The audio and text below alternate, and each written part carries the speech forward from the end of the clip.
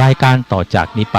ขอเชิญท่านผู้ฟังทุกท่านเข้าสู่รายการดีมีคุณค่าน่าติดตามรายการเกษตรเพื่อชีวิตดำเนินรายการโดยกลุ่มรักเกษตรประสานงานโดยนายพิชัยคงพิทักษ์คณะเกษตรมหาวิทยาลัยเชียงใหม่หมายเลขโทรศัพท์053944030ขอเชิญทุกท่านติดตามรับฟังได้ณบัดนี้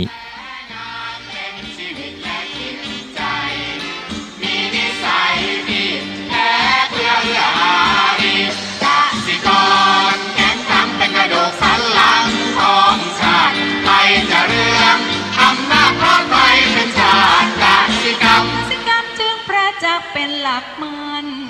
อาชีพสำคัญผู้ไทยที่ไรสีใครจะเก็บใครจะแข็งแรงทวีสวัสดีครับท่านผู้ฟังพบกับรายการเกษตรเพื่อชีวิตสำหรับวันนี้เสนอเรื่องข้อมูลการประกอบการธุรกิจเกษตรตอนที่2ก่อนเข้าสู่รายการก็มีธรรมะมาฝากท่านผู้ฟังหัวข้อจากหนังสือพจนานุกรมพุทธศาสตร์ฉบับประมวลศัพท์เรียบเรียงโดยเทพเวทีประยุทธ์โตมหาจุฬาลงกรณราชวิทยาลัยพิมพ์เผยแพร่ปี2533หัวข้อธรรมะวันนี้คือบริวารคำว่าบริวารแปลว่าผู้แวดล้อมผู้ห้อมล้อมติดตามหรือผู้รับใช้คำแปลที่สองคือสิ่งแวดล้อมของสมทบหรือแปลว่าสิ่งประกอบร่วมเช่นผ้าบริวา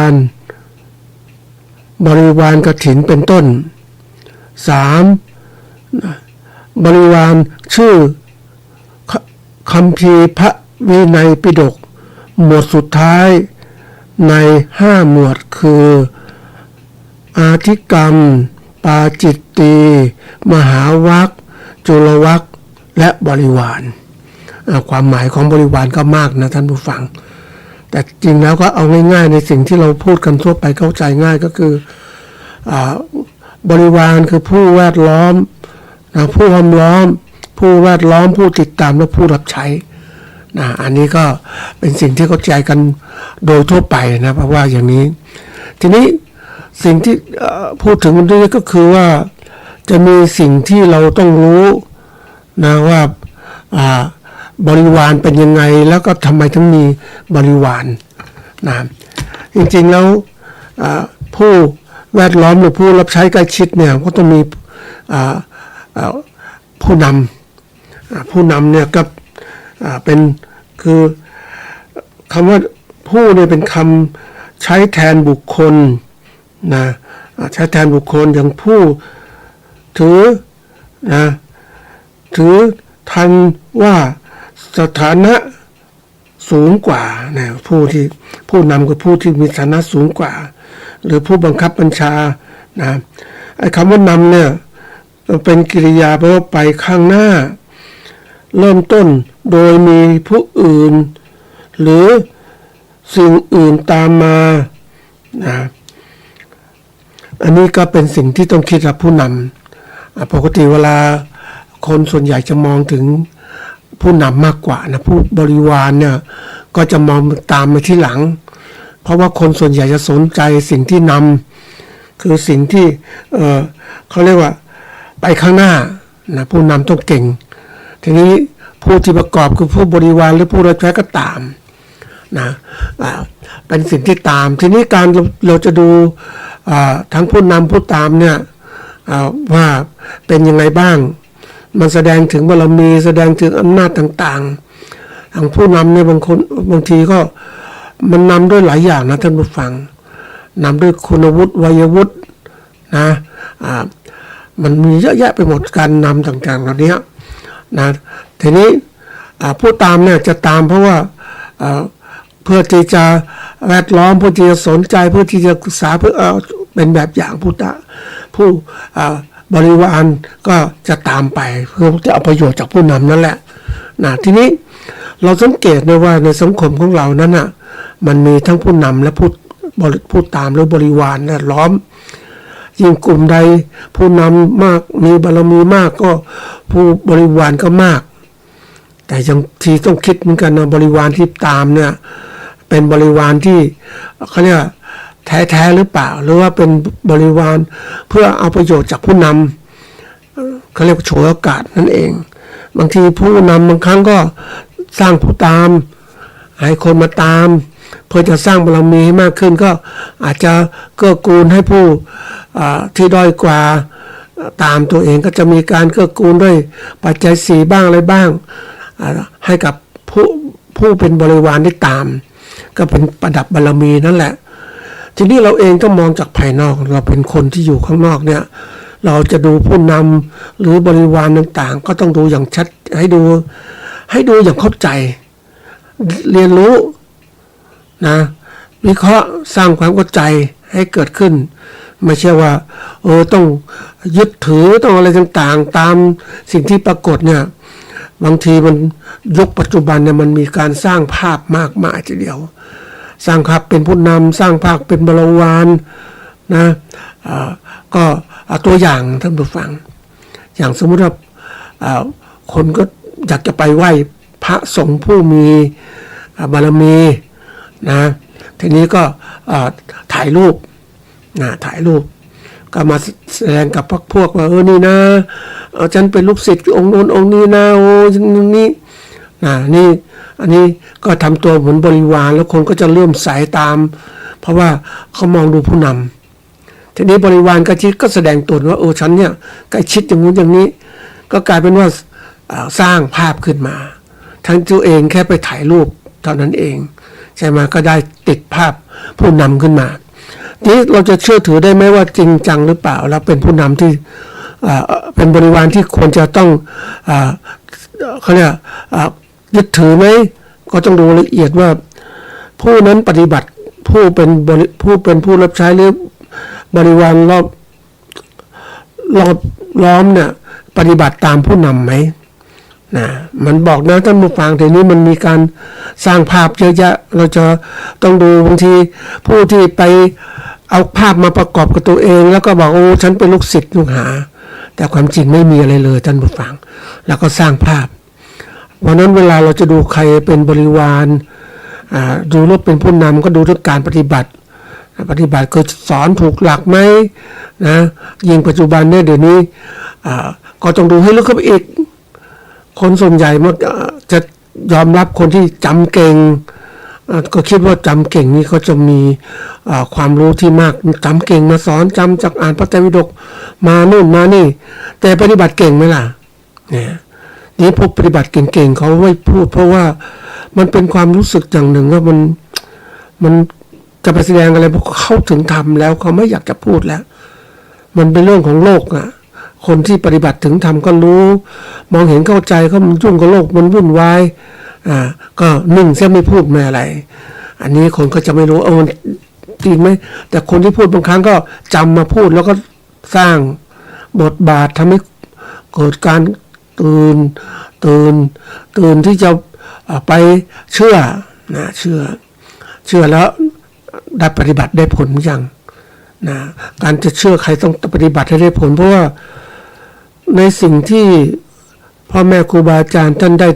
บรรลุธรรมท่านก็สอนตามที่ท่านอยากให้เรารู้นะแต่หน้าที่ของเรานั้นเรารับคำสอนมาแล้วหน้าที่ของเราก็คือต้องเมื่อเราจะเป็นบริวารก็ต้องเป็นผู้ปฏิบัติตามคำสอนนั้นให้ธรรมะมันเกิดขึ้นแก่เรานะไม่ใช่ฟังมาใช้ๆแล้วก็ไม่ปฏิบัติอันนี้มันมีมากในสังคมนะท่านผู้ฟังเหมือนสังคมชาวพุทธเราก็ไม่ค่อยปฏิบัติกันจริงจังฉันก็แค่อย่างไปเจอในงานต่างๆนั่งสมาธิสงบจิตสงบใจสัก1 นาทีอย่างเงี้ยนะมันน้อยไปท่านผู้ฟังแต่ว่ามันคนส่วนใหญ่1 นาทีก็ทรมานละทีนี้ที่เล่าตรงนี้เพราะว่าคนที่อยากจะเป็นผู้นำก็ต้องพัฒนาตนเองให้เป็นผู้นำจริงๆผู้ตามก็เช่นกันตามหรือเป็นบริวารก็ต้องทำให้ได้จริงๆตามผู้นำที่บอกมานะจะถือได้เป็นบริวารอย่างเราเป็นพุทธศาสนิกชน เป็นลูกศิษย์พระพุทธเจ้าก็ต้องปฏิบัติตามท่านให้ถึงธรรมเหมือนท่านเนี่ยอย่างเนี้ยก็ฝากเป็นข้อคิดนะบริวารก็มีมากมายเป็นข้อคิดท่านผู้ฟังถ้าเราสังเกตได้เนี่ยมีข้อคิดมากมายสังคมที่ธรรมชาติสอนเราให้เข้าใจพอผู้นำผู้ตามนี่ก็คือคนในสังคมที่ก็เป็นอย่างนี้นะวันนี้เข้าสู่รายการของเราก็คือเรื่องของข้อมูลการประกอบการธุรกิจเกษตรความหมายก็คือว่าข้อมูลก็คือข้อเท็จจริงหรือสิ่งที่ถือหรือยอมรับว่าเป็นข้อเท็จจริงสำหรับใช้เป็นหลักอนุมานหาความเป็นจริงหรือการคำนวณมันก็ต้องมีอนุมานเข้าไปเพิ่มคำว่าอนุมานนี่ก็เป็นว่าเขาเรียกว่าสื่อใช้เป็นสื่อตามเป็นคาดการคำว่าอนุมานเนี่ยคาดหมายตามหลักเหตุผลนะอนุมานนะเพราะฉะนั้นข้อมูลที่เราเนี่ยข้อมูลผู้ประกอบการธุรกิจเกษตรก็คือนะข้อเท็จจริงที่เราจะต้องนำมาใช้นะในการประกอบธุรกิจเกษตรของเรานะมันต้องมีข้อมูลต่างๆคือคนเราเนี่ยเขาเรียก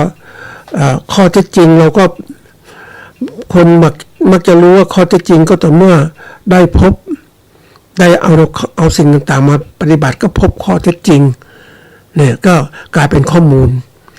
แต่ทีนี้เพื่อความไวเราจะรอให้การปฏิบัติเกิดขึ้นก่อนถึงจะยอมรับข้อเท็จจริงบางครั้งเนี่ยมันก็คล้ายๆกับว่าเราก็ยังไม่ปฏิบัติแต่เราศึกษาหาความรู้ก่อน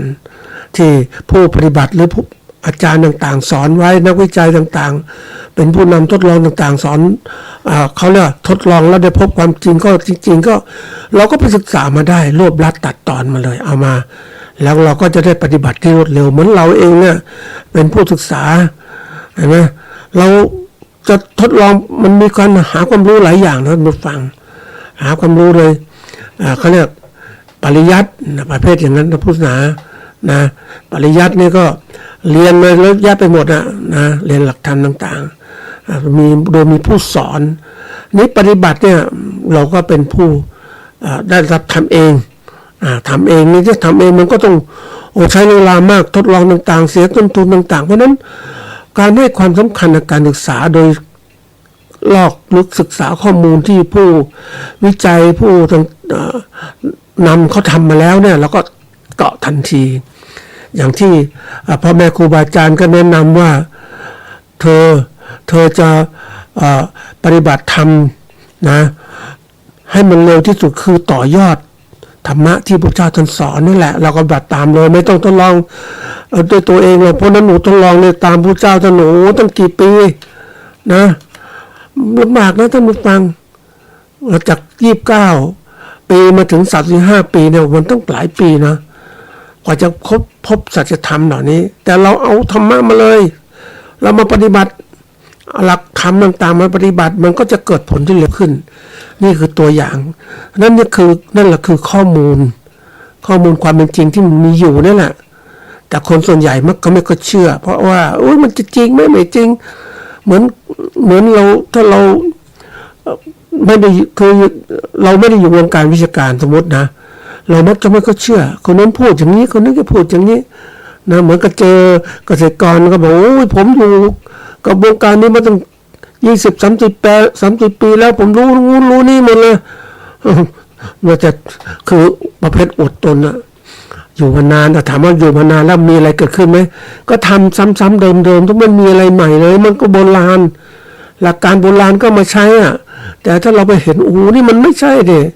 นี่มันโบราณมันของใหม่มันไปถึงไหนแล้วเนี่ยไหมแล้วก็มีข้อเท็จจริงที่ทันสมัยกว่าใช่ไหมเพราะฉะนั้นการศึกษาให้ความสำคัญตรงที่สำคัญมากการศึกษาหาข้อมูลความรู้มากขึ้นเราถึงจะอยู่รอดได้อย่างเราเอาหลักการต่างๆที่มันล้าสมัยมาใช้มันก็ไม่ทันสมัยแล้วมันอยู่ไม่ได้อย่างเราทำการผลิตสินค้าเกษตรของเราเนี่ยทำไม่ได้ยังขยันขันแข็งเลย แต่มันไม่ถูกหลักเกณฑ์นะไม่ถูกหลักปฏิบัติการที่ดีทางการเกษตรเกษตรปลอดภัยก็ไม่มีอะไรไม่มีแล้วเราจะขายสินค้าเกษตรอย่างไรนอกจากทำให้กินเองนั่นเองนะอันนี้เป็นตัวอย่างเพราะฉะนั้นโลกยุคใหม่เนี่ยความสำคัญของการที่ข้อมูลประกอบการเกษตรของเราเนี่ยมันเกี่ยวข้องกับทุกเรื่องเลยทั้งการผลิตและการตลาดนะศึกษาผู้บริโภคให้ดีจังหวะไหนจะขายสินค้ายังไงมันสำคัญต่อการประกอบการของเราเพราะฉะนั้นเมื่อสำคัญแล้วเนี่ยเราก็ต้องเรียนรู้ก็ต้องสร้างความเข้าใจแล้วก็นำมาใช้ในการปฏิบัติของเราอย่างเราไม่มีโอกาสเรียนรู้เราก็ศึกษาข้อมูลค้นคว้าข้อมูลที่คนอื่นก็ทำมาแล้วเอามาใช้มันดีกว่ากันเยอะแล้วเราจะได้ไม่ถูกหลอกอะอย่างเห็นเขาหลอกนะท่านผู้ฟังอันนี้มันหลอกเพราะว่ามันหลอกเรามันมีคนที่ไม่รู้เยอะไงเราอยากจะรวยก็หลอกคนที่เป็นอ่ะก็มีการหลอกลวงอย่างสมมติว่าเอาง่ายๆนะเรื่องการใช้ปุ๋ยอย่างเงี้ยนะใช้ปุ๋ยส่วนนู้นส่วนนี้ทีนี้ไอ้คนโกงมันก็ทำปุ๋ยคือไม่ใช่ทำปุ๋ยเราท่านผู้ฟังมันก็ไปปั้นดินต่างๆเนี่ยให้เป็นเหมือนเม็ดปุ๋ยอ่ะนะแล้วมาขายก็ก่อนขายก็เขียนใส่กระสอบว่าอย่างปุ๋ยนาสูตร15นะก็15สูตรเสมอนั่นแหละหรือ16-20นะ NPK ตรงนี้ที่ก็มันไม่ใช่ปุ๋ยมันไม่ใช่เม็ดปุ๋ยมันคือดินก็มาหลอกคนได้ขายก็รวยได้นะเกษตรกรไม่รู้ก็เลยบอกโอ้ปุ๋ยพิสูจน์ยังไงก็ไม่รู้ก็เชื่ออย่างนั้นใช่ไหมมันต้องมีการหลอกลวงอย่างเคมีเกษตรบางตัวเนี่ยมันไม่ก็เรียกว่าไม่มีคุณภาพแต่หลอกลวงขายคนนู้นคนนี้เขามันมีโลกนี้จริงนะท่านผู้ฟังแล้วเราก็ถูกหลอกนะบางอย่างเนี่ยมันเหมือนกับว่าเขาสร้างภาพขึ้นมาแล้วก็บอกกันต่ออย่างตัวอย่างเช่นยากำจัดสารเคมีกำจัดวัชพืชนะเอาสารเคมีกำจัดยาฆ่าแมลงก็ได้อย่างบางตัวเนี่ยมันฉีดให้ดูปลอดภัยอย่างงู้อย่างนี้ฆ่าแมลงตายปั๊บเลยเนี่ยนะโอ้โหแล้วฉีดแล้วก็ไม่บอกผลข้างเคียงนะมันเข้ามาในปอดแล้วเป็นยังไงนะอันตรายต่างๆเยอะแยะมันยิ่งเข้าไปสู่วงการเคมีเกษตรเนี่ยมันน่ากลัวทุกตัวเลยท่านผู้ฟังถ้าเราไม่รู้เหมือนเกษตรกรบางคนเนี่ยที่ไปพบมาเนี่ยประเภทสารเคมีกำจัดวัชพืชมันก็เป็นคนขยันนะฉีดไปนะไม่ได้ใส่รองเท้าอะไรที่กันสารพวกนี้แล้วก็ไปโดนมายาลาบมีหนามนะมันขูดเข้าไปอะไรต่างๆเนี่ยมันก็เป็นแผลทีนี้ปรากฏว่าสารเคมีมันเข้าไปในนั้นมันก็กลายเป็นตุ่มตามผิวหนังเยอะแยะโอ้มันดูแล้วมันเป็นเท้าแสนปมมาทางบุฟังแล้วครูเขาไม่รู้แล้วก็ไม่มีใครบอกนี่คือผลของการไม่รู้เพราะนั้นเทคนิคมันน่าเจ็บใจเหมือนกันนะเราไม่รู้เนี่ยทำไมไม่บอกให้เรารู้ไอ้คนรู้ก็คุณไม่ถามแล้วฉันจะบอกทำไมฉันจะขายสินค้าอย่างฉันอย่างเนี้ยเห็นไหมโลกนี้โลกปัจจุบันมันน่ากลัวคนมันเห็นกับตัวมันก็หลอกคนนู้นคนนี้เขานะในวงการเกษตรถูกหลอกเยอะนะท่านผู้ฟังเหมือนกับเราขายเมล็ดพันธุ์ซื้อมาหวังจะปลูกที่ไหนได้เมล็ดพันธุ์หมดอายุแล้วเราก็ซื้อไม่เห็นดูมันเพาะมาแล้วเนี่ยอาจจะงอกได้ประมาณ1 หรือ 2% มันไม่คุ้มเนี่ยมันเมล็ด100 เม็ดเล็ดก็ต้องงอกทั้ง100 เมล็ดนั่นเรียกว่า 100% เราไม่รู้เพราะมันหมดอายุต่างๆเนี่ยแล้วตัวเลขต่างๆที่หมดอายุก็ไม่บอกไม่มีใครคุมมันคุมก็ทำแต่ว่ามันก็ตรวจสอบมันถ้าเราไม่ช่วยตัวเราเนี่ยเราก็จะถูกเขาหลอกแล้วนะอันนี้เป็นเรื่องที่น่ากลัวนะเพราะฉะนั้นการที่เราพูดเรื่องนี้ที่ผู้ดูรายการพูดเรื่องนี้ขึ้นมาก็เพื่อให้ท่านนั้นได้มีโอกาสได้รู้เข้าใจแล้วก็นำหลักการถูกต้องไปใช้ในทุกหัวข้อในวงการเกษตรของเราเนี่ยมันมีหลายตัวมากนะท่านผู้ฟังข้อมูลมันมากแต่มันมากมันอยู่ในที่หนึ่งมันอยู่ในหน่วยอยู่ในผู้ที่ทำวิจัยเท่านั้นมันไม่เผยแพร่ออกมาแล้วผู้ที่เผยแพร่บางครั้งก็เอามาเผยแพร่ผิดถูก มันไม่ได้เดี๋ยวนี้พูดตรงๆนะเราฐานะที่เป็นผู้ประกอบการเกษตรเนี่ยเราต้องไวกว่าการรับข้อมูลมาเฉยๆเราต้องรู้ข้อมูลนั้นถูกต้องหรือไม่แหล่งที่มาดีไหมอ้างเองถูกต้องไม่ใช่จะใครเขาเรียกรู้แล้วบอกต่อเดี๋ยวนี้มันมีอย่างเงี้ยรู้แล้วบอกต่อทีนี้ไอ้คนมันรู้เนี่ยมันไม่รู้ไม่จริงมันมาบอกต่อแล้วคนก็เชื่อไปหมดมันก็กลายเป็นว่าเชื่อผิดไปหมดเลยและผลเสียคือซึ่งกับใครกับเราเองเราไม่รู้เพราะนั้นวันนี้เรามีเวลาว่างประกอบการเกษตรตอนนี้มันก็เรียกว่าภาวะเสี่ยงทั้งท่านผู้ฟังผลิตสินค้าเกษตรเพราะสถานการณ์มันไม่ค่อยน่าไว้ใจนะว่าสภาวะเศรษฐกิจสังคมการเมืองการปกครองสิ่งแวดล้อมมันไม่น่าไว้ใจเลยเราเพื่อลดความเสี่ยงภัยที่จะเกิดขึ้นเราต้องมีข้อมูลที่ถูกต้องชัดเจนเพื่อการเมืองการของเรานะในการที่จะหาข้อมูลมันเนี่ยมันจะมีหลักวิธีการต่างๆมากมายทีเดียวนะท่านผู้ฟังเราอยากรู้ก็ต้องพยายามที่ต้องศึกษามากขึ้นนะท่านผู้ฟังอย่างตอนที่แล้วที่พูดถึงว่าข้อมูลการประกอบการธุรกิจเกษตรคืออะไรข้อมูลการประกอบการธุรกิจเกษตรคือข้อมูลทั้งหมดที่เกี่ยวข้องกับการกิจกรรมทางธุรกิจที่เกี่ยวกับการผลิตสินค้าเกษตรนะการแปรรูปการเก็บรักษาการแปรรูปและการตลาดเนี่ยถึงบางทีก็ต้องดูว่าข้อมูลพวกด้วยนะตลอดจนข้อมูลด้านปัจจัยการผลิตปัจจัยการตลาดและข้อมูลการบริหารจัดการธุรกิจของเราดำเนินการอย่างเชื่อมต่อกันโยงกันเป็นระบบตั้งแต่ต้นน้ำกลางน้ำถึงปลายน้ำในวงจร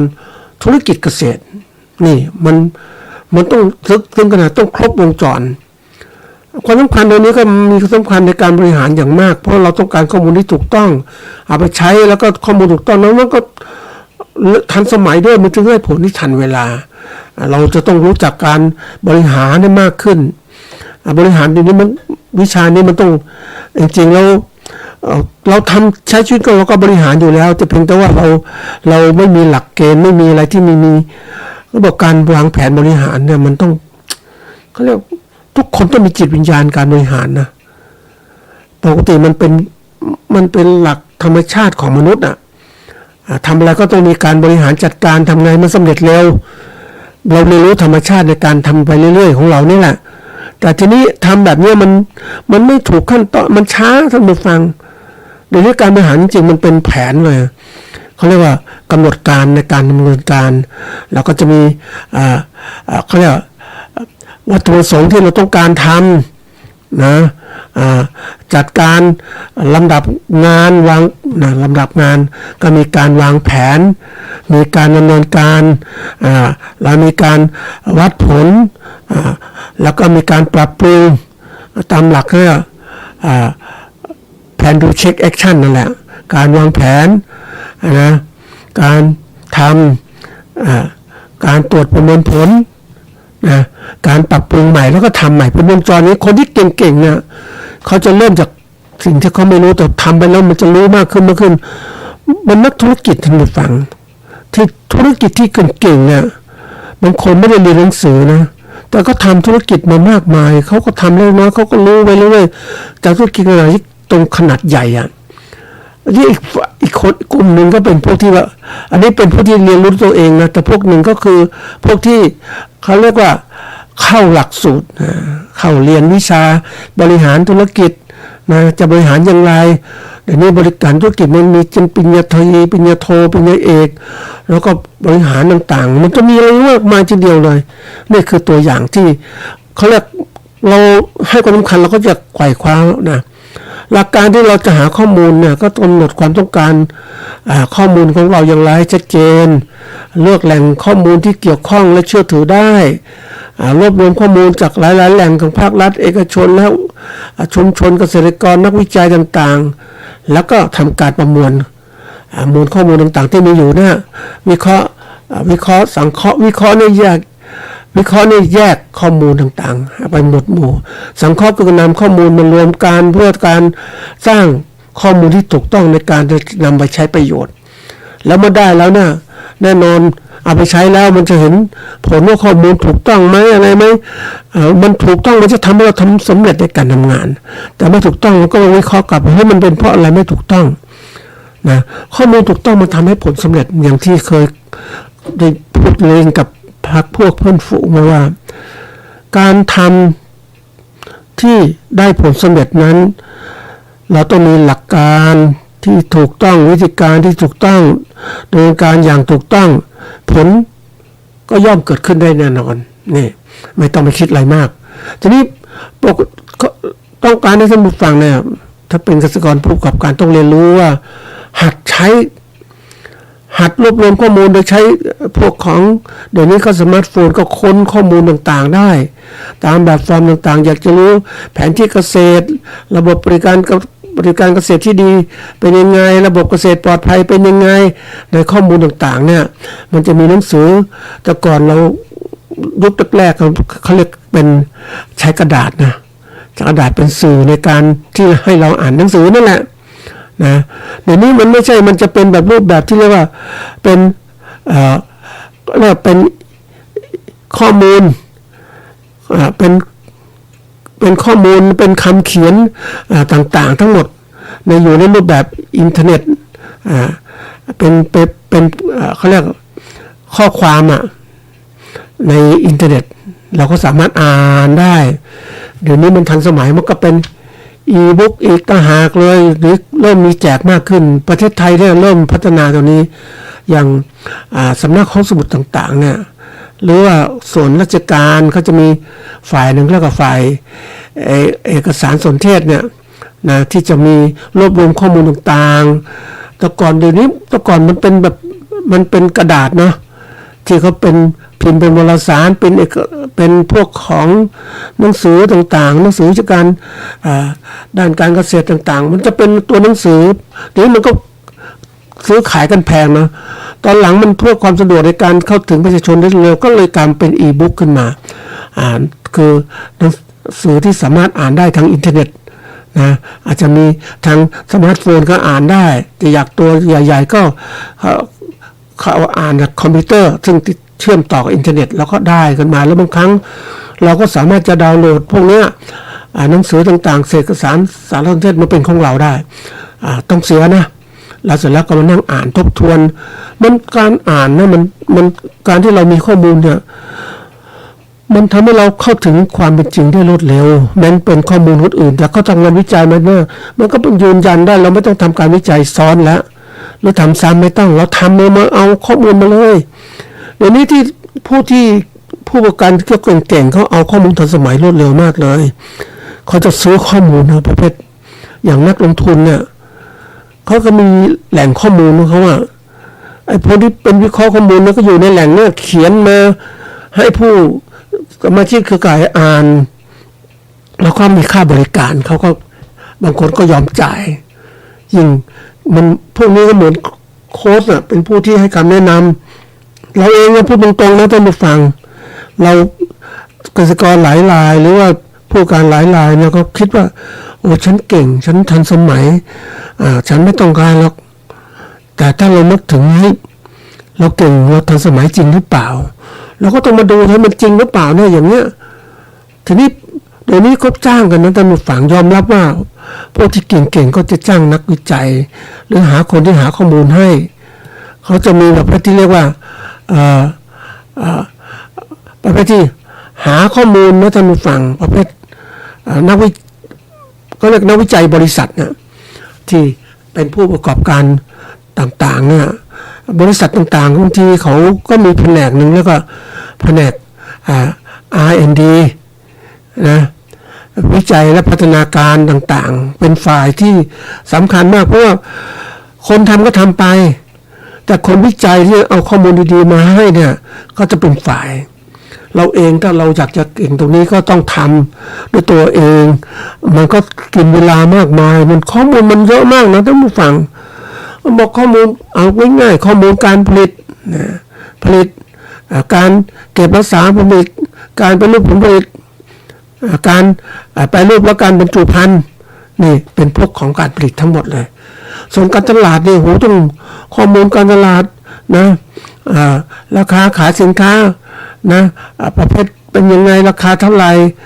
แล้วช่องทางจำหน่ายที่ไหนอย่างไรหรือจำหน่ายหน้าร้านหรือออนไลน์ต่างๆต้องคิดแล้วนะประเภทนี้เป็นการส่งเสริมการขายก็ต้องทำอีกนะส่งเสริมการขายทำยังไงบรรจุภัณฑ์ยังไงโอ้มันเยอะมากเลยท่านผู้ฟังยิ่งทำไปลึกๆมันมีแผนกต่างๆก่อนแรกๆเราไม่ก็เชื่อว่าเราก็มีความคิดแค่นี้นะแต่ตอนหลังๆถ้าเราจะเป็นผู้ประกอบการทำกำไรต้องศึกษาอีกจากการตลาดแบบ 4P กลายเป็น 4C อีกโอ้โหมันไวมากๆท่านผู้ฟังแล้วเดี๋ยวนี้ข้อมูลเนี่ยเราต้องไปศึกษาอีกหาค้นไปอีกบางทีก็ต้องยอมในการที่จะหาข้อมูล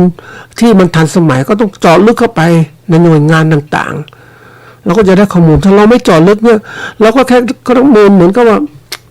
อะไรเขาเรียกกับได้จะเปลือกอะท่านผู้ฟังเปลือกนอกกระพี้ก็ไม่ได้แก่นก็ไม่ได้เพราะมันติดกับเปลือกนอกมันข้อมูลที่เขาให้คร่าวๆเท่านั้นเองอยากเจาะลึกข้อมูลเป็นจริงก็ต้องทำเองต้องไปหาลึกๆเข้าไปสรุปแล้วการจัดการข้อมูลธุรกิจเกษตรเป็นกระบวนการที่สำคัญที่จะช่วยเพิ่มประสิทธิภาพและก็ความยั่งยืนในธุรกิจเกษตรของเราทำได้โดยการวางแผนจัดเก็บข้อมูลวิเคราะห์ข้อมูลนะจากสื่อต่างๆนำมาใช้เป็นระบบมันมาเก็บเป็นระบบให้เหมาะสมเพื่อนำไปใช้ในการเกษตรของเราการประกอบการเกษตรของเราถึงจะรู้มากไม่ใช่ว่าแหมมีเกษตรกรที่เก่งมากนะท่านผู้ฟังผมเก่งมากในการผลิตสินค้าอย่างนี้ทำนี้มันได้ผลิตมากมายทีเดียวเลยแล้วคุณขายได้ไหมขายได้กำไรไหมเนี่ยขายที่ไหนขายได้กำไรไหมปรากฏขายไม่ได้ขาดทุนเก่งก็จริงแต่มันเก่งเฉพาะส่วนนั้นแหละแต่เราต้องเก่งทุกด้านทุกส่วนที่เราต้องรู้เกี่ยวข้องของเราอันนี้เรื่องสำคัญข้อมูลมันเป็นสิ่งที่ต้องให้ใส่ใจนะท่านผู้ฟังนะเวลาเราตัวอย่างเจาะลึกวิธีการสร้างฐานข้อมูลธุรกิจเกษตรอย่างมีประสิทธิภาพของเราเนี่ยนะเราต้องสร้างมีแหล่งข้อมูลของเราได้ข้อมูลมาแล้วก็ต้องอะไรคือเราต้องตั้งศาลเขาเรียกว่าตั้งหน่วยงานที่เป็นข้อมูลของเราเนี่ยเราก็ต้องคิดว่าต้องกำหนดวัตถุประสงค์ความต้องการข้อมูลอะไรทุกๆด้านนะระบุชนิดของข้อมูลนะเป้าหมายที่ใช้เป็นฐานข้อมูลในการผลิตการตลาดหรืออะไรต่างๆลดต้นทุนต่างๆเราต้องคิดอย่างนี้นะแล้วก็เมื่อเราก็ไปหาข้อมูลในส่วนต่างๆที่เกี่ยวข้องโดยเนี่ยข้อมูลเรื่องของการต้นทุนการผลิตเนี่ยต้องคิดนะมันเปลี่ยนแปลงยังไงบ้างแล้วตัวไหนเป็นข้อมูลที่เกี่ยวข้องที่เราต้องใส่ใจข้อมูลการตลาดตัวไหนยังไงนะอันนี้เป็นเรื่องของการที่เราตั้งวัตถุประสงค์นะว่าเราเก็บอันที่สองการรวบรวมข้อมูลจากแหล่งที่หลากหลายและเชื่อถือได้โดยการใช้เทคโนโลยีก็คือพวกของสื่อเครื่องมือสื่อสารทางอิเล็กทรอนิกส์ที่จะนำไปสู่ข้อมูลที่ถูกต้องได้มากขึ้นเร็วขึ้นนะแบบนี้ก็ตามเวลาเลยเรียลไทม์นี่แหละตามเวลาที่จริงๆมันทันสมัยมากๆมันเนี่ยคือถ้าเราจะตัดสินใจที่ทันสมัยต้องมีข้อมูลอย่างนี้รวบรวมข้อมูลต่างๆอันถัดมาก็คือออกแบบฐานข้อมูลให้เหมาะสมฐานข้อมูลตัวไหนก็ต้องพามาออกแบบแล้วก็นำไปสู่กระบวนการเขาเรียกว่าจัดเก็บข้อมูลต่างๆแล้วถัดมาคือใช้ระบบสารสนเทศและแพลตฟอร์มที่ทันสมัยในการทำธุรกิจเขาเรียกว่าพัฒนาระบบสารสนเทศธุรกิจอัจฉริยะเพื่อวิเคราะห์ข้อมูลแล้วก็สนับสนุนการตัดสินใจใช้แพลตฟอร์มต่างๆในการที่นำข้อมูลต่างๆมาใช้นะแล้วก็ถัดมาก็คือบำรุงรักษาและปรับปรุงฐานข้อมูลอย่างต่อเนื่องข้อมูลเก่าๆมันก็เปลี่ยนแปลงตลอดเวลาท่านผู้ฟังเราก็คิดว่ามันไม่ได้เดี๋ยวนี้จะพูดถึงว่าเฮ้ยเหมือนราคาทองท่านผู้ฟังก่อนนั้น40,000 กว่าไม่กี่วันไปดูมันถึง52,000แล้วเหรอ53,000แล้วเหรอเนี่ยเราต้องไวขนาดนี้เหมือนข้าวแต่ข้าวของเราเนี่ยท่านผู้ฟังเราไม่ได้คุมเรื่องราคาข้าวเปลือกเลยเพราะเราเป็น แค่เกษตรกรแล้วหรือผู้การขนาดเล็กแต่คนที่คุมคือตัวใหญ่เลยไอ้พวกสมาคมพ่อค้าข้าวอย่างเงี้ยโรงสีอย่างเงี้ยข้าวอยู่ในมือเขาแล้วเขาจะก็ขยับราคายังไงเขาต้องทำกำไรอย่างไรเขาทำเก่งมากก็ปรับปรุงข้อมูลเขามีข้อมูลว่าประเทศนี้ต้องการข้าวนี่ราคาเท่าไหร่มันเป็นเรื่องการแข่งขันการค้าขายท่านผู้ฟังเขาเก่งข้อมูลนี้แต่เราเองเราไม่เคยรู้เพราะมันห่างไกลจากข้อมูลแล้วห่างเราไม่เคยให้ความสำคัญนะท่านผู้ฟังพูดตรงๆนะที่พูดถึงเรื่องนี้เพราะว่าเกษตรกรไม่ให้ความสำคัญเกี่ยวกับข้อมูลการประกอบการธุรกิจเกษตรเลยหรือบางคนให้น้อยเกินไปมันดีนี่มันอย่างที่บอกว่าโลกมันรวดเร็วคุณค้าขายคุณขายสินค้าเกษตรคุณไม่มีข้อมูลแล้วคุณผลิตสินค้าเกษตรคุณไม่มีข้อมูลว่าสินค้าผลิตมาแล้วเนี่ยราคาจะขายได้เท่าไหร่กำหนดราคาได้ไหมมันไม่ได้เลยใช่ไหมเพราะเราไม่รู้ว่าตัวไหนจะเป็นตัวกำหนดราคาต้องรู้จักวางแผนทั้งหมดเนี่ยมันเป็นเรื่องของความเขาเรียกการประกอบการที่ทันสมัยนะมันเป็นเรื่องที่ว่าอย่างเราต้องเขาเรียกแนวทางการวิเคราะห์ข้อมูลเพื่อพัฒนาธุรกิจเกษตรของเราเนี่ยอย่างเราต้องวิเคราะห์สถานการณ์นะปัจจัยต่างๆที่ส่งผลในเรื่องของการผลิตของเรามีข้อมูลอะไรบ้างการตลาดของเราเป็นยังไง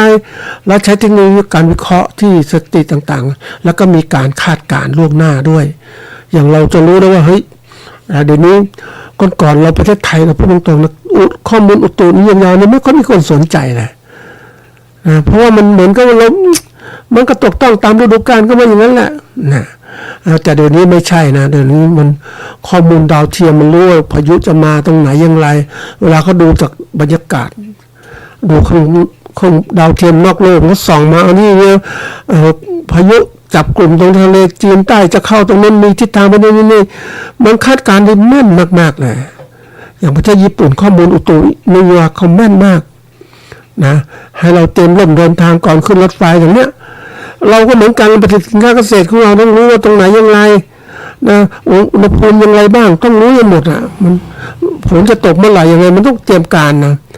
แล้วเขาเรียกว่าจากข้อมูลที่ระดับเล็กการผลิตของเรามันจะเชื่อมต่อข้อมูลต่างประเทศได้ด้วยในระดับประเทศและต่างประเทศเราก็ใช้ข้อมูลต่างๆมาวิเคราะห์ว่าเฮ้ยแนวโน้มทิศทางการผลิตสินค้าเกษตรจะเป็นอย่างไรทีนี้เราเองเราไม่ให้ความสำคัญเพราะเราก็บอกผลิตข้าวไว้กินที่เหลือขายแต่ถ้าเราเป็นมืออาชีพไม่ได้เราผลิตข้าวไว้ขายนะเรากินนิดหน่อยแล้วก็เสร็จแล้วก็เอาไปขายทีนี้จะขายไงไม่ได้ราคาก็ต้องผลิตให้มันสอดคล้องกับความต้องการของผู้บริโภคสินค้าการตลาดช่วงไหนสินค้าของเราก็จะสูงขึ้นเราก็คิดว่ามันไม่ใช่ธรรมดานะเดี๋ยวนี้เราต้องรู้ว่าทั้งตลาดในประเทศต่างประเทศเป็นอย่างไรจะขายช่วงไหนอย่างสมัยก่อนเขามีเอาง่ายๆนะท่านผู้ฟังทางเกษตรกรเนี่ยเขาที่ผลิตสินค้าเกษตรนะเขามียุ้งฉางนะการยุ้งฉางเพราะสมัยก่อนการคมนาคมต่างๆไม่สะดวกก็เก็บข้าวคือเขาเรียกข้าวเปลือกที่เก็บมาแล้วเนี่ยเอาไปใส่ในยุ้งฉางเก็บไว้รอตลาดดีๆหรือว่างงานภารกิจเขาก็เอาไปส่งตลาดเพราะเก็บได้นะแล้วก็ทีนี้มันก็มีศัตรูคือมีนกมีอะไรมากินมีมอดกินต่างๆสมัยนั้นก็เป็นพูดตรงๆมันก็เป็นทางเลือกทีนี้เกษตรกรปัจจุบันเนี่ยไม่เอาฉันผลิตปุ๊บก็จะขายให้กับพ่อค้าคนกลางทันทีต้องการเงินเร็วใช่ไหมก็แน่นอนมันข้าวเกี่ยวข้าวโดยใช้เครื่องจักรเนี่ยข้าวยังไม่แก่ก็มีอะไรไม่ได้ตากเลยก็เกี่ยวปุ๊บสีข้าวเป็นเมล็ดเป็นข้าวเปลือกก็ขายลงสีก็กดราคาเลยเพราะว่าข้าวเปลือกมันมีความชื้นสูงก็ให้ราคานี้คุณขายหรือไม่ขายเรื่องคุณละฉันให้ราคาเนี้ยนี่เกษตรกรเนี่ยเกี่ยวข้าวขนาดที่ยังไม่แก่นะมันจะเก็บไว้เองไงมันไม่มีที่ดูดความชื้นที่ให้ความร้อนอบข้าวต่างๆก็เก็บข้าวขนาดที่มันยังไม่เต็มแก่เต็มที่ปุ๊บมันก็ลำบากในสมัยก่อนนะพวกเกี่ยวข้าวเสร็จปุ๊บก็ตากไว้มันแห้งที่ต่อสั่งข้าวนั่นแหละ มัดกันแล้วตากไว้ให้มันแห้งโดยธรรมชาติแล้วก็เก็บมาเอามาสีนะเอามาสีให้ข้าวเม็ดข้าวออกจากรวงแล้วก็เอาไปตากแดดก่อนนะท่านผู้ฟังกลับมาให้มันแห้งสนิทแล้วก็เข้าไปในยุ้งฉางแล้วเอาตลาดได้เนี่ยมันไม่เสียหายอะไรใช่ไหมถ้าเราเป็นอย่างจริงเราไม่เดือดร้อนเงินเราทำอย่างนี้ถึงจะอยู่รอดได้แต่นี่เกษตรกรอย่างแถวปทุมธานีอะไรเนี่ยผลิตเกี่ยวแบบนี้แล้วเสร็จแล้วพ่อค้าก็กดราคาสิไม่มีช่องทางคือก็ถามว่าทำไมไม่ลงทุนพวกนี้มันยุ่งยากเอาง่ายๆไอ้คำว่าง่ายๆในทางฟังมันก็เป็นมันสร้างปัญหาเกิดขึ้นเหมือนเกษตรกรบางคนเก็บผลไม้ที่ยังไม่แก่เอามาขายแล้วใครจะซื้อเหมือนเก็บมะม่วงมาฟังมะม่วงก็มันต้นไม้ก่อนเขาเก็บให้มันเหลืองสุกที่มันสมบูรณ์ที่สุดที่ต้นมะม่วงนะมันผิวมันจะออกเหลืองอลามแล้วเสร็จแล้วก็สอยมาก็บ่มไม่กี่วันก็สุกแล้วนี่คือแก่เต็มที่แต่นี่ไม่เอามาหมดเลยมาบ่มเหมือนกล้วยท่านผู้ฟังนึกถึงกล้วยน้ำว้ากล้วยหอมต่างๆมันไม่สุกไม่แก่จัดแล้วมาขายแล้วต้องทำลายตลาดนั่นเองมันคือไม่ได้คิดการไกลเวลาทำธุรกิจมันต้องคิดถึงว่าระดับไหนอย่างไรวางแผนธุรกิจตลาดอย่างไรทำไงมันแก่เดี๋ยวนี้มันทำแบบอะไรที่มันง่ายๆจนทั้งโทษสร้างผลเสียที่เกิดขึ้นนี่คือไม่ให้ความสำคัญกับข้อมูลนะแล้วเวลามันอย่างข้าวเสียหายข้าวอ่อนเกินไปทุเรียนอ่อนอย่างเงี้ยมะม่วงอ่อนนะมันไม่ได้ลำไยก็เหมือนกันผลเล็กๆยังไม่แก่เลยนะแล้วก็เก็บมาขายมันก็เสียหายใช่ไหมเราต้องรู้แต่ว่าคนบางคนบอกว่าก็ไม่มีเงินเราต้องรีบขายก่อนนะเพราะว่าเอาสินค้าออกก่อนจะได้กำไรราคาสูงกว่าแต่ทีนี้มันมีคุณภาพมันก็ทำลายตลาดเหมือนกันทีนี้เราทำธุรกิจเราต้องคิดถึงผลได้ผลเสียที่เกิดขึ้นด้วยวางแผนให้เป็นระบบอย่างพวกของคือเวลาเราทำงานอะไรต่างๆเนี่ยเราทำแล้วเราก็เก็บผลที่มันทำมาเป็นยังไงบ้างแล้วก็เอานำมาวิเคราะห์ว่าปีนี้ทำนี้แบบนี้ผลกำไรได้กำไรเท่านี้นี่ทำไมมีกำไรหรือมันขาดทุนตรงไหนก็คิดต่อแล้วปีหน้าถัดไปมาเอาข้อมูลนี้มาวางแผนการผลิตของเราปรับกระบวนการผลิตให้เหมาะสมกับสิ่งแวดล้อมต่างๆเนี่ยนี่คือเป็นสิ่งสำคัญมากเลยนะเกษตรกรมักจะไม่ค่อยมีข้อมูลนะท่านผู้ฟังสังเกตดูจำข้อมูลจำยังไงรู้ไหมเป็นปีต่อปีที่แล้วก็ทำได้ดีแต่ปีแล้วย้อนหลัง5 ปีไหมไม่มีการบันทึกข้อมูลนะไอ้การบันทึกเนี่ยคือเป็นคำกริยาเพราะว่าจดข้อความเพื่อช่วยตรวจหรือเพื่อเป็นหลักฐานจดหรือถ่ายไว้เพื่อช่วยความจำหรือเป็นหลักฐานเนี่ยทุกอย่างเนี่ยต้องจดเลยเราไม่จดไม่จดเหมือนนึกถึงที่เรามาหลายครั้งกันเหมือนเกษตรกรน้ำท่วมที่อยุธยาน้ำท่วมทุกปีนะท่านผู้ฟังท่วมมาบ่อยมากเลยท่วมก็เป็นแบบเหมือนกับว่าเขารู้หมดรู้น้ำท่วมแต่ถามท่วมเท่าไหร่ก็มีเกษตรกรที่ฉลาดนะก็ขีดไว้ที่เสาบ้านทางภาคกลางก็จะยกสูงนะท่านผู้ฟังยกสูงเพราะว่าเขาดูแบบพื้นน้ำตัวนี้มันท่วมถึงนี้แต่ละปีแล้วก็เขาก็จะมีขีดไว้ที่เสาบ้านปีนี้2530 32 31 32ต่างๆไล่มาหมดแต่มันก็ไม่ละเอียดใช่ไหมนะมันเป็นสิ่งที่ตกพื้นถ้าเราทำแบบไม่จริงไม่จังมันก็ไม่ได้ผลเท่าที่ควรแต่เราทำจริงจังมันเป็นสิ่งสำคัญเพราะนั้นการวิเคราะห์ข้อมูลเนี่ยธุรกิจตั้งแต่เก็บข้อมูลทุกเรื่องต้องเก็บเป็นจริงนะแล้วเราจะได้ข้อมูลที่แม่นยำแม่นยำขึ้นเอามาใช้ประโยชน์ได้มากขึ้นนะการที่เราจะได้ข้อมูลเนี่ยเขาเรียกว่าวิเคราะห์ข้อมูลให้เก่งมากขึ้นนะใช้เทคนิคต่างๆวิเคราะห์ข้อมูลต่างๆเดี๋ยวนี้ก็มีการใช้คอมพิวเตอร์บันทึกข้อมูลไว้เก็บข้อมูลไว้แล้วก็วิเคราะห์เขาเรียกว่าเข้าเครือข่ายต่างๆมันเขาเรียกว่ามันสามารถที่จะเรามีข้อมูลดิบนะ แต่ละปีแล้วก็มาพอดกราฟหรือทำเป็นรูปต่างๆให้มันเข้าใจง่ายขึ้นว่าปีนี้อย่างน้ำท่วมปีนี้เท่านี้ปีนั้นเท่านั้นอย่างกรุงเทพมหานครเนี่ยเขาพูดถึงว่าปีนี้น่ากลัวนะปริมาณน้ำมันมากเท่ากับปี54เลย2554เพราะนั้นเขาต้องเตรียมการนะมันไม่ใช่เล่นนะท่านผู้ฟังไปดูที่เขาแก้ปัญหาน้ำท่วมกรุงเทพเนี่ยโอ้โหมันทำคันกั้นแล้วอะไรแล้วเนี่ยต้องมีเครื่องสูบน้ำตลอดเวลานะสูบน้ำออกจากพื้นที่กรุงเทพมหานครส่งลงไปในแม่น้ำเจ้าพระยาน้ำดีน้ำอะไรน้ำเข้ามาก็สูบหมดเลยตั้งเครื่องถ้าเครื่องหยุดเมื่อไหร่ท่านผู้ฟังโอ้น้ำก็ท่วมน้ำมันมากอ่ะแล้วมันล้นอ่ะอย่างนี้มันมากเกินอ่ะไปดูคันกั้นที่มันสูงเนี่ยมันสูงจริงๆนะก่อนไม่เคยเห็นมันเดี๋ยวนี้มันสูงขึ้นเพราะน้ำมันไหลลงทะเลไม่ทันพื้นที่กรุงเทพมันต่ำลงอย่างเงี้ยน้ำก็สูงขึ้นปริมาณน้ำทางขั้วโลกมันก็ละลายมาเต็มน้ำมันสูงขึ้นกว่าเดิมน้ำทะเลเพราะปริมาณน้ำมันมากแล้วเราก็สูบน้ำใต้ดินนี้อีกเอามาใช้แล้วน้ำใต้ดินก็ทำให้น้ำมันมากขึ้นไอ้ตัวอย่างเงี้ยเราต้องคิดถึงให้ไม่ใช่ธรรมดานะอย่างเราต้องหาเครื่องมือในการวิเคราะห์ง่ายๆเก็บไว้เราจะเห็นว่าเราทำเรื่องธุรกิจเกษตรจะเป็นยังไงอย่างเครื่องมือและเทคโนโลยีที่ใช้ในการจัดการข้อมูลเกษตรเนี่ยมันจะมีความหลากหลายมากมายอุปกรณ์อย่างเทคโนโลยีของที่ใช้สื่ออิเล็กทรอนิกส์เชื่อมต่อทั้งระบบเลยเราก็จะสามารถที่จะอย่างมีเซ็นเซอร์บางคนก็ใช้คือเขามีอุตุนิยมวิทยาในบ้านตนเองที่วัดน้ำฝนที่ลมแรงลมมาทิศทางไหนปริมาณแสงต่างๆเขาเก็บแบบเรียลไทม์เลยตามเวลาอะไรนะเราก็สามารถทำได้ขอข้อมูลมาได้ถ้าเราไม่มีเครื่องมือ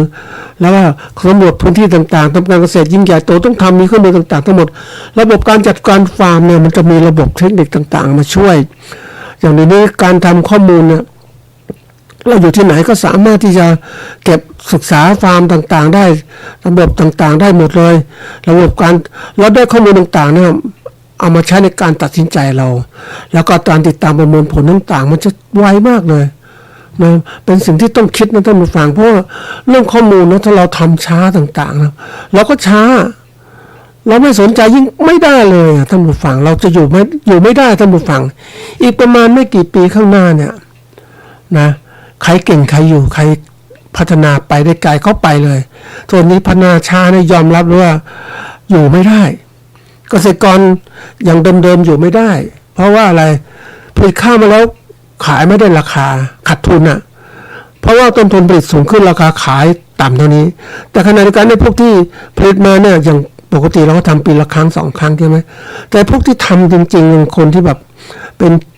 ผู้การเกษตรชาวนาทันสมัยเนี่ยพี่แกทำ4 ครั้ง 3-4 ครั้งแล้วใช้เครื่องจักรช่วยหมดเลยต่างๆทั้งหมดเพราะนั้นต้นทุนผลิตต่อหน่วยก็ต่ำลงใช่ไหมเขาขายได้ราคาเท่าไหร่ขายเขามีกำไรก็มาแข่งกับเราแล้วต่อไปถ้าเราเลิกการทำนาปริมาณข้าวก็จะลดลงแล้วหลังจากนั้นฉันก็ขึ้นราคาผูกขาดได้เนี่ยนี่คือตัวอย่างเพราะนั้นโลกแข่งขันมันเป็นอย่างนี้เราต้องคิดทำยังไงนะคือระบบของการที่เราต้องวิเคราะห์ข้อมูลต่างๆนะมันประกอบด้วยระบบมากมายใช้ AI มาช่วยใช้ Big Data จนถึงการตัดสินสนุนการตัดสินใจต่างๆวิเคราะห์อย่างรวดเร็วนะไม่ธรรมดานะท่านผู้ฟังเราอยากจะอยู่รอดในวงการเกษตรเนี่ยต้องคิดอย่างนักประกอบการเราต้องมีข้อมูลทันสมัยมากเลยนะข้อมูลคือเราคิดว่าปกติเราคิดว่าเราจดแค่นี้นะเราได้แค่นี้เราคิดทันสมัยเราจดแล้วแต่ที่ไหนได้มันล้าสมัยเพราะว่าไอ้คนที่ก็ทำอย่างเก่งมันได้มากกว่านั้นเขามีข้อมูลปกติข้อมูลจัดการธุรกิจในการทำฟาร์มเรามีข้อมูลทำฟาร์มของเราสมมตินะแล้วไม่พอเราดูข้อมูลในการทำฟาร์มของเกษตรเพื่อนบ้านเราเนี่ยเป็นยังไงเขาจะผลิตสินค้ามาแข่งกับเราต้องรู้แล้วต่างประเทศเป็นยังไงต้องรู้แล้วผู้บริโภคเป็นยังไงก็ต้องรู้ว่าเขาต้องการสินค้าอะไรมันเป็นสิ่งที่ต้องให้ความสำคัญมากๆท่านผู้ฟังแต่อย่างนี้ถามว่าเกษตรกรบางท่านเนี่ยก็บอกไม่เป็นไรฉันอย่างนี้แหละนะไม่จดข้อมูลไม่อะไรต้องทำมาหากินเพื่อทำมาหากินไม่ได้ทำมาหาเก็บ หากินก็หมดไปปีหน้าก็ทำใหม่อย่างเนี้ยแต่ถ้าเราทำมาหากินนะเก็บด้วยแล้วสร้างความมั่นคงในธุรกิจของเราเนี่ยมันจะไปได้นะในอนาคตก็น่ามันก็คิดมากนะท่านผู้ฟังเพราะว่าตราบใดก็ตามถ้าเราไม่พัฒนาตนเองให้มันทันสมัยแล้วก็ล้าสมัยอยู่ไม่ได้มันอยู่ไม่ได้จริงๆเพราะโลกมันเปลี่ยนนะท่านผู้ฟังอย่างเราเสนอขายสินค้าข้าวให้กับผู้บริโภคเนี้ยแล้วไปแข่งกับผู้ประกอบการข้าวที่ผลิตข้าวมืออาชีพอย่างภาคกลางที่เขาค้าขายได้มากมายทีเดียวเนี่ย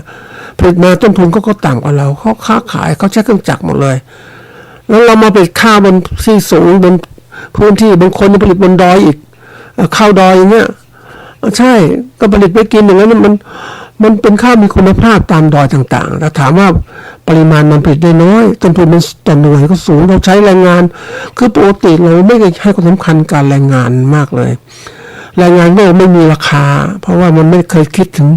การบริหารแบบธุรกิจอะเราเป็นค่าแรงงานฟรีเราก็ไม่คิดไม่พิจต้นทุนนะเราก็เลยเนี่ยคือขาดทุนนะท่านผู้ฟังถ้าคิดถึงต้นทุนเราขาดทุนนะแล้วขาดทุนจะสู้ธุรกิจอย่างไรใช่ไหมมันคือการบริหารแล้วครับท่านผู้ฟังนะเพราะเราควรให้ความสำคัญเกี่ยวกับข้อมูลเกษตรให้มากนะครับ